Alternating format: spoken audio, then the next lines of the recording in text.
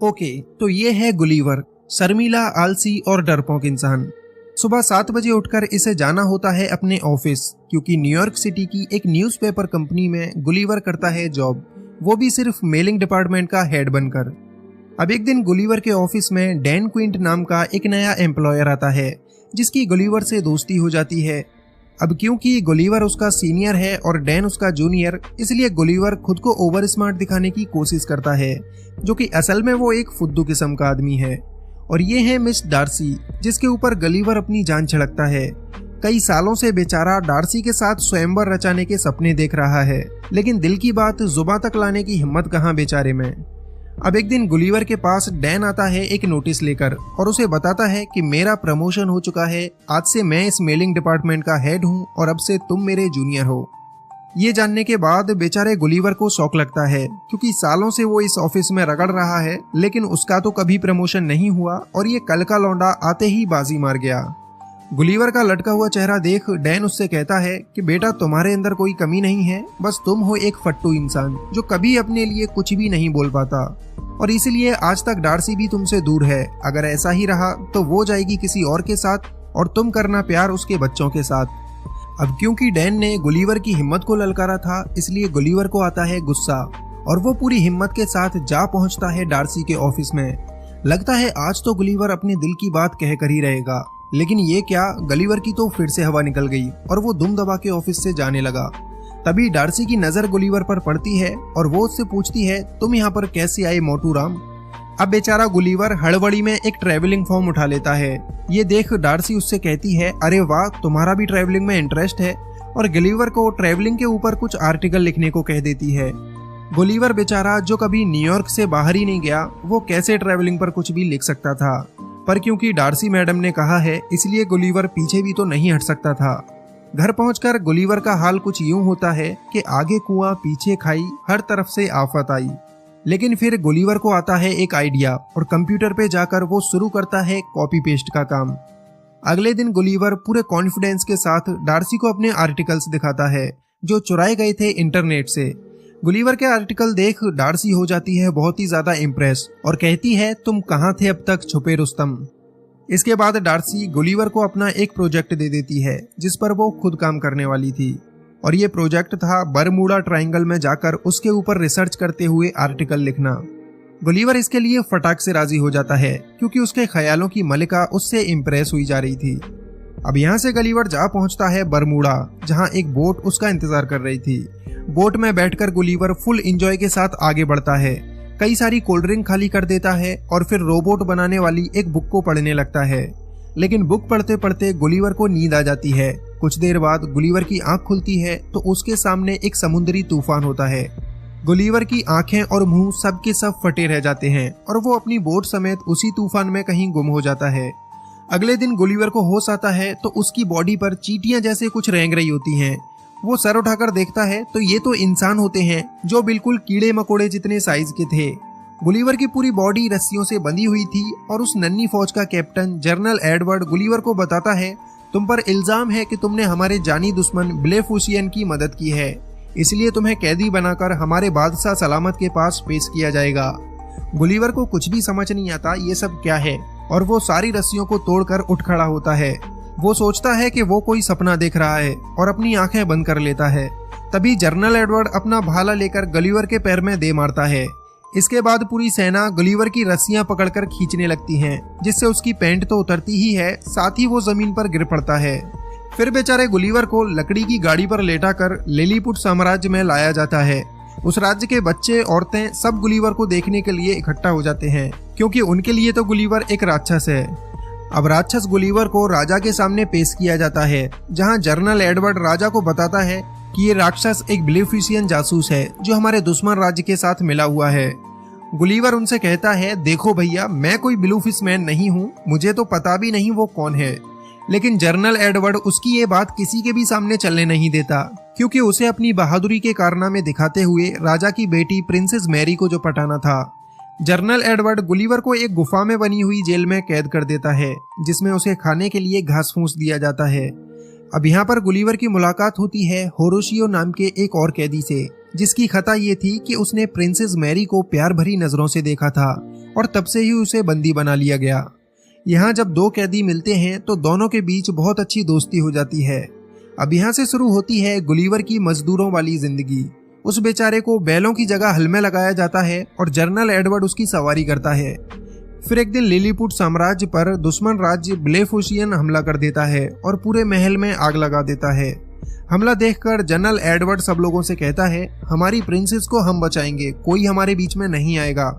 लेकिन दुश्मन सेना के लोग प्रिंसेस को किडनैप कर ही चुके होते हैं। जब तक एडवर्ड वहां पहुंचता तब तक तो प्रिंसेस गायब हो जाती। इसलिए गुलिवर उन सभी लोगों को पानी में फेंककर प्रिंसेस मैरी को उनसे छुड़ा लेता है। उधर नीचे राजा और उसका सेनापति आग में फंसे होते हैं। गुलिवर उन्हें बचाने जाता है, तब उसे कोई रास्ता नहीं दिखता। फिर उसके शैतानी दिमाग में एक आइडिया आता है और वो अपनी पैंट उतारकर राजा के ऊपर पेशाब करके उन्हें आग से बचा लेता है। एडवर्ड गुस्सा करते हुए राक्षस के पास आता है और उसे कहता है, तुम्हारी जरूरत कैसे हुई हमारे राजा के ऊपर पेशाब करने की। इस पर गुलिवर थोड़ा सा स्नान एडवर्ड को भी करा देता है। गुलिवर की इस बहादुरी के लिए राजा उससे बहुत खुश होता है और उसे खाने के लिए अपने साथ दावत पर बुलाता है। लेकिन गलीवर उनसे एक शर्त रखता है कि दावत पर वो तभी आएगा जब उसके दोस्त होरेशियो को कैद से आजाद कर दिया जाएगा। राजा उसकी ये शर्त मान लेता है और होरेशियो को आजाद करके उसे भी गलीवर के साथ दावत पर आने का न्योता देता है। दावत के टाइम राजा गलीवर से उसके बारे में पूछने लगता है। वो कहता है, प्यारे राक्षस, ये बताओ तुम आखिर हो कहाँ से। इस पर गुलिवर उन्हें बताता है, मैं कोई राक्षस नहीं हूँ, मेरा नाम है गुलिवर और मैं न्यूयॉर्क सिटी से आया हूँ।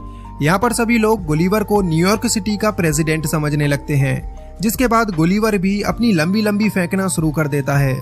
वो कहता है कि मैंने न्यूयॉर्क में सभी लोगों की जान बचाई थी और इसीलिए आज मैं वहाँ का पावरफुल प्रेसिडेंट हूँ। इसके बाद राजा उससे कहता है, फिर तो तुम्हें अपनी प्रजा की बहुत फिक्र हो रही होगी। हम जल्दी ही तुम्हारी बोट ढूंढ देंगे जिससे तुम वापस अपनी प्रजा के पास जा सको। अब गुलिवर के लिए एक आलीशान बहुत बड़ा घर तैयार कराया जाता है, जिसमें सैकड़ों मजदूर हर वक्त उसकी सेवा के लिए लगे रहते हैं ताकि बड़े आराम से गुलिवर यहाँ पर रह सके। एक दिन होरेशियो गलीवर से पूछता है कि आखिर प्रिंसेस को कैसे इम्प्रेस किया जाए, क्योंकि होरेशियो प्रिंसेस मैरी से बहुत प्यार करता था और उसके लिए जेल में कैदी बनकर भी तो रह चुका था। गलीवर जो खुद डार्सी से अपनी बात नहीं कर पाया, वो यहाँ होरेशियो को लड़की पटाने के टिप्स देने लगता है। और मजे की बात तो ये है कि प्रिंसेस भी होरेशियो से इम्प्रेस हो जाती है। मतलब कुछ भी कहो, गलीवर तो लव गुरु निकला। हाँ, ये बात अलग है, कभी खुद की लव स्टोरी शुरू न कर पाया। अब रात को ही जनरल एडवर्ड गुलिवर की बोट को ढूंढ निकालता है, क्योंकि वो जल्द से जल्द गुलिवर को यहाँ से भगाना चाहता था। खबर सुनते ही गुलिवर काफी खुश होता है, क्योंकि वो अब अपने घर डार्सी के पास जा सकता था। गलीवर आकर देखता है तो उसकी बोट टूटी हुई पड़ी थी, जिसे सही होने में कम से कम 1 हफ्ते का वक्त लगेगा।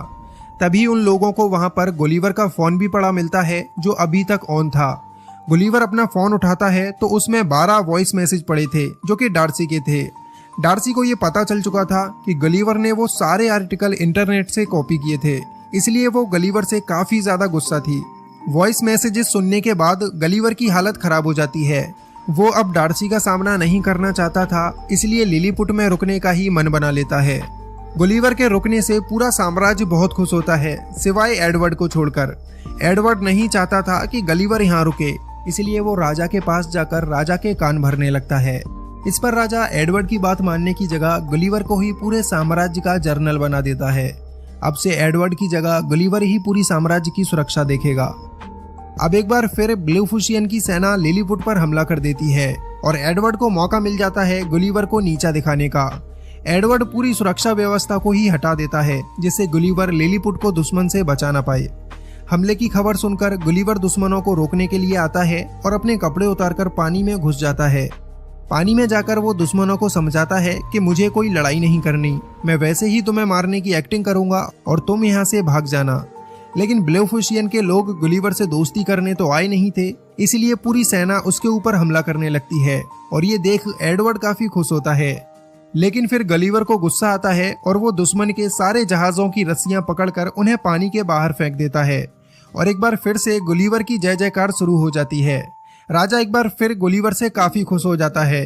अब तो गुलिवर के शौक मौज के लिए और भी अच्छे इंतजाम कर दिए जाते हैं, जिसमें उसकी मसाज करना, बाल काटना सब कुछ शामिल होता है। उधर गुस्से से भरा हुआ एडवर्ड जाकर दुश्मन राज्य ब्लेफुशियन से मिल जाता है और गुलिवर की बोट से रोबोट बनाने वाली बुक निकालकर एक विशालकाय रोबोट तैयार करता है जिससे गुलिवर को हराया जा सके। ब्लेफुसियन के लोग लिलीपुट पर एक बार फिर से हमला करते हैं और गुलिवर फिर से तैयार है उन छोटे लोगों को हराने के लिए। लेकिन उसका सामना जब एडवर्ड के रोबोट से होता है तो गुलिवर की हवा टाइट हो जाती है क्योंकि ये रोबोट गुलिवर से भी काफी ज्यादा बड़ा था। एडवर्ड गुलिवर की पैंट पकड़कर उसे हवा में लटका लेता है और गुलिवर यहाँ पर हार मान लेता है। इससे पूरे लिलीपुट को गुलिवर की सच्चाई का पता चल जाता है। गुलिवर उन्हें खुद बताता है कि वो कोई बहादुर प्रेसिडेंट नहीं है, सिर्फ एक नॉर्मल इंसान है और सिर्फ हवाबाजी के लिए उसने ये बड़ी बड़ी बातें फेंकी थी। तो अब यहाँ से एडवर्ड गुलिवर को बांधकर एक ऐसी जगह फिकवा देता है जहाँ पर आज तक किसी ने भी जाने की हिम्मत नहीं की थी। गुलिवर किनारे पर पड़ा होता है, तभी एक लड़की उसे गिलास में बंद कर लेती है क्योंकि वो लड़की गुलिवर के आगे बहुत ही विशालकाय थी जिसके सामने गुलिवर भी चींटी जैसा लगता है। वो बच्ची गुलिवर को अपनी डॉल बना लेती है और डॉल के कपड़े पहनाकर उसे बारबी हाउस में छोड़ देती है। इधर गुलिवर को ढूंढती हुई डार्सी भी लिलीपुट में आ पहुंचती है और उसे भी गुलिवर की तरह ही जेल में कैद कर दिया जाता है। डार्सी को देखकर होरेशियो वहां से गुलिवर के पास जा पहुंचता है और उसे बताता है कि तुम्हें ढूंढते हुए डार्सी यहाँ पर आई थी और एडवर्ड ने राजा के साथ उसे भी बंदी बना लिया है। ये सुनते ही गुलिवर डार्सी को बचाने के लिए निकल पड़ता है। जेल में आकर गुलिवर डार्सी से मिलता है, तब डार्सी उसके ऊपर गुस्सा करने लगती है। वो कहती है कि सच सच बताओ ये सब छोटे लोग कौन हैं। यहाँ पर गुलिवर डार्सी को शांत करता है और उसे सब कुछ बता देता है कि उसने डार्सी से झूठ क्यों बोला था और वो उसे कितना प्यार करता है। डार्सी के मिलते ही गुलिवर के अंदर जुनून आ जाता है और वो अब डिसाइड करता है कि वो एडवर्ड से लड़कर लिलीपुट को दुश्मनों से आजाद कराएगा। अगले दिन फिर से रोबोट और गुलिवर का सामना होता है। रोबोट फिर से गुलिवर को मारने लगता है क्योंकि एडवर्ड ने उसे और भी ज्यादा एडवांस कर दिया था। रोबोट बार बार गुलिवर के करंट लगा रहा था जिससे गुलिवर उसका कुछ नहीं बिगाड़ पा रहा था। लेकिन फिर होरेशियो के दिमाग की बत्ती जलती है और वो एक रस्सी पे लटक कर रोबोट के अंदर घुस जाता है। अंदर जाकर होरेशियो रोबोट के वायर काट देता है जिससे अब रोबोट गुलिवर के करंट नहीं लगा पाता। मौका मिलते ही गुलिवर रोबोट के ऊपर हावी हो जाता है और बड़ी ही आसानी से वो मार मार कर रोबोट को खत्म कर देता है।